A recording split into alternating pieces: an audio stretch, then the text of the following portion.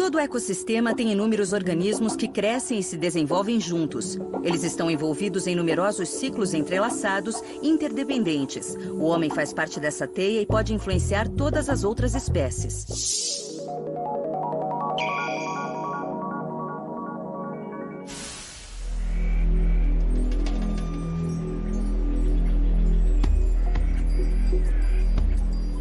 As plantas e os animais vêm se adaptando aos seus ambientes há milhões de anos.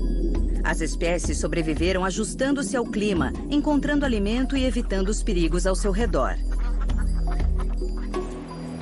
Os organismos não vivem isolados.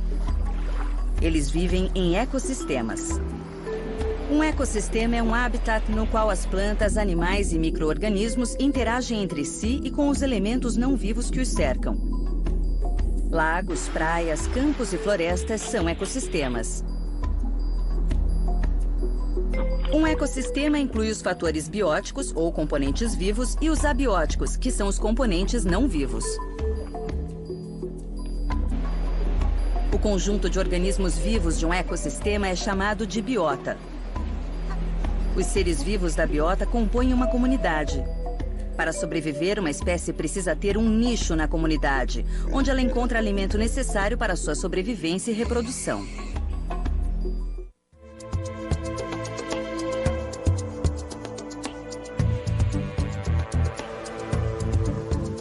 Todo ecossistema tem dois tipos de organismos: produtores e consumidores. Os produtores, chamados autótrofos, produzem seu próprio alimento. Plantas fotossintetizantes e alguns micro-organismos são autótrofos. Os consumidores são chamados heterótrofos.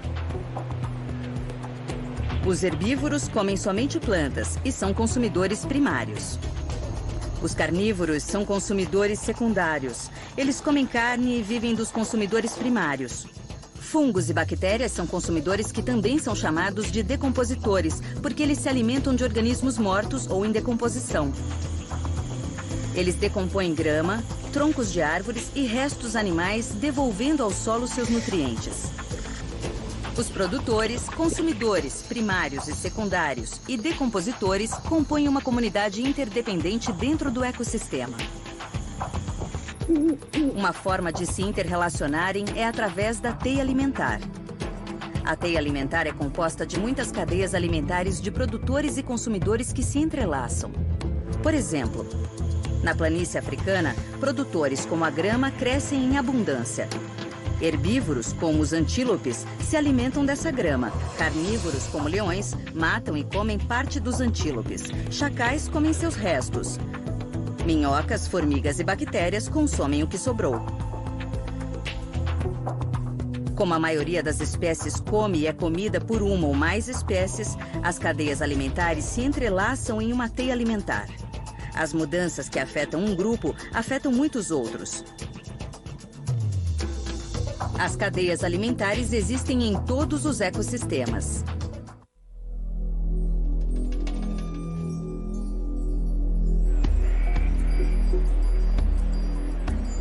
Muitos ciclos acontecem com os componentes abióticos ou não vivos de um ecossistema. Os produtores usam a luz solar como fonte de energia para produzir alimento. E a partir daí, essa energia é transferida ao longo da cadeia alimentar para os consumidores: herbívoros, carnívoros e decompositores. Os diferentes níveis tróficos formam uma pirâmide de energia. À medida que passa de um nível a outro, a energia capturada pelos produtores fica cada vez menos disponível para os organismos dos níveis mais altos. Os biólogos estimam que cerca de 10% da energia de um nível trófico é transferida para o nível seguinte e assim por diante. Para onde vai o resto? Parte é usada na digestão, trabalho, crescimento e reprodução, e o resto é dissipado na forma de calor. Quando a energia é transferida para o nível trófico seguinte, como quando herbívoros comem as plantas ou os carnívoros comem os herbívoros, só 1% da energia original está disponível. Em cada nível trófico, há uma diminuição de cerca de 90% da energia disponível.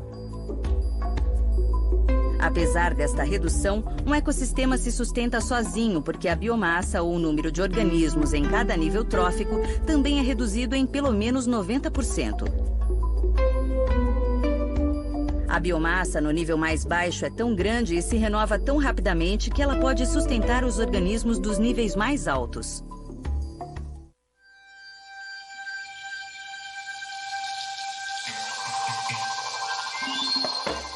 Enquanto a energia flui através do ecossistema, outras substâncias são recicladas e não são perdidas. A água, necessária para todos os seres vivos, é constantemente reciclada. Ela pode ficar em um lago antes de fluir para o mar.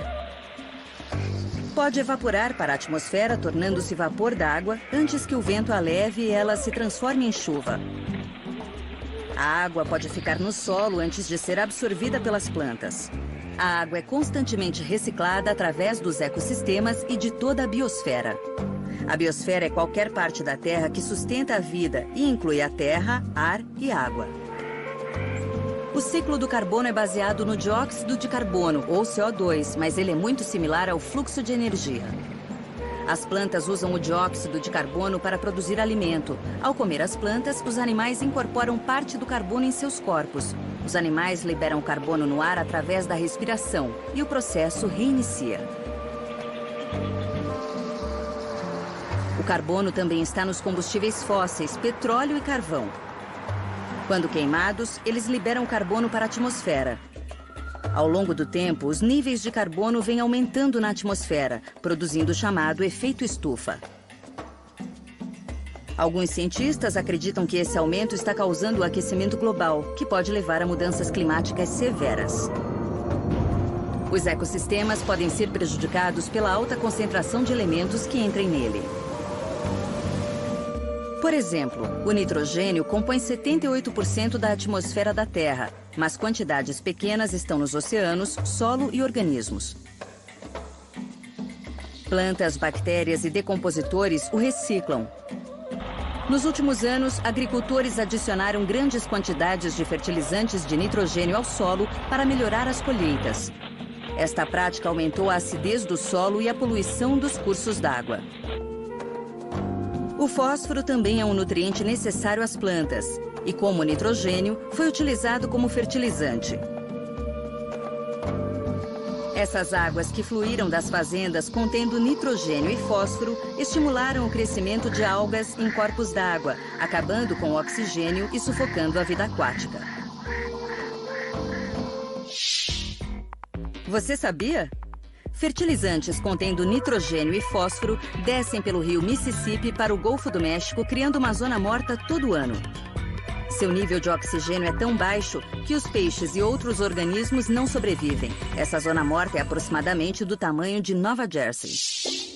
Predadores e presas vivem em uma guerra constante pela sobrevivência. Algumas vezes os predadores competem com outros predadores. Tubarões são caçadores das profundezas. O homem captura a mesma presa que alimenta os tubarões. Esta competição pode provocar sérios efeitos na sobrevivência dos tubarões e de outros peixes.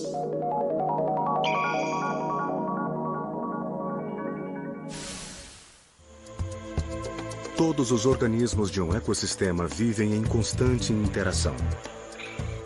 A competição por recursos escassos frequentemente é maior entre os organismos que obtêm seu alimento de forma semelhante. As árvores estendem seus ramos para o alto da floresta para alcançar a luz do sol, essencial para a fotossíntese. Ao mesmo tempo, enterram suas raízes profundamente no solo para obter água e minerais. As árvores que não conseguem obter o suficiente morrem. Da mesma forma, os tubarões no oceano competem por alimento com outros tubarões e espécies que comem peixes, como baleias, polvos e até o homem. Em um ecossistema com recursos escassos, as espécies mais eficientes, mais fortes, são as que sobrevivem. Coiotes eliminam raposas quando competem pelos mesmos recursos, e lobos eliminam os coiotes. Este processo é a competição. A predação descreve a relação entre consumidores e os organismos que eles comem. O exemplo mais óbvio é o dos carnívoros matando e comendo suas presas. Mas os herbívoros comendo plantas também realizam outra forma de predação. Geralmente existe uma relação cíclica entre predadores e presa.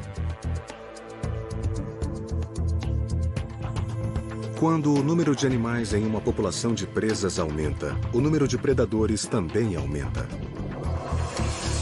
E quando a população de presas decresce, o número de predadores decresce.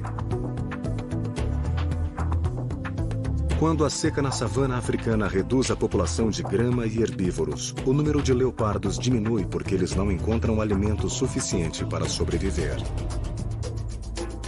Quando a relação entre predador e presa muda, podem surgir sérios problemas. Quando os pumas foram eliminados do sudoeste americano porque eles matavam animais domésticos, a população de cervos cresceu rapidamente. Com o tempo, a destruição do pasto trouxe erosão do solo e a falta de alimento levou à fome. Os pumas foram reintroduzidos e a população de cervos foi reduzida. Alguns organismos desenvolveram formas fascinantes para não se tornarem presas. Cactos têm espinhos. Porcos-espinho têm espinhos. Tartarugas têm carapaças. E rinocerontes têm a pele semelhante a uma armadura. A camuflagem é outra tática. Alguns insetos se mimetizam tão bem com o ambiente que parecem desaparecer. A pele do camaleão muda de cor, permitindo que ele se esconda nas folhas e árvores. Em muitos ecossistemas, quando uma espécie se aproveita de outra para sobreviver e a outra espécie não é afetada, isso é chamado comensalismo. Cracas se prendem às baleias. Isto dá às cracas a proteção e lhes permite alcançar novas fontes de alimento. No entanto, as cracas não causam mal às baleias. Quando duas espécies obtêm benefício de uma relação, temos o mutualismo. O pássaro fica sobre o búfalo para comer os insetos que ele atrai. Abelhas e beija-flores ajudam na polinização quando sugam o néctar das plantas. Quando um organismo vive às custas de outro organismo prejudicando-o, temos o parasitismo. Muitos fungos e bactérias são parasitas. Pulgas sugam o sangue de animais e vermes podem viver no trato digestivo humano. A inter-relação entre espécies pode ser benéfica, neutra ou mortal. Não importa o resultado, isso é inevitável. Você sabia? Todos os organismos em um ecossistema afetam outros organismos e isso inclui o homem. Cachorrinhos são ótimos bichinhos de estimação, mas eles podem carregar vermes que passam para as pessoas. Vermes geralmente infectam o trato digestivo e podem bloqueá-lo. Um verme adulto pode crescer mais de 30 centímetros.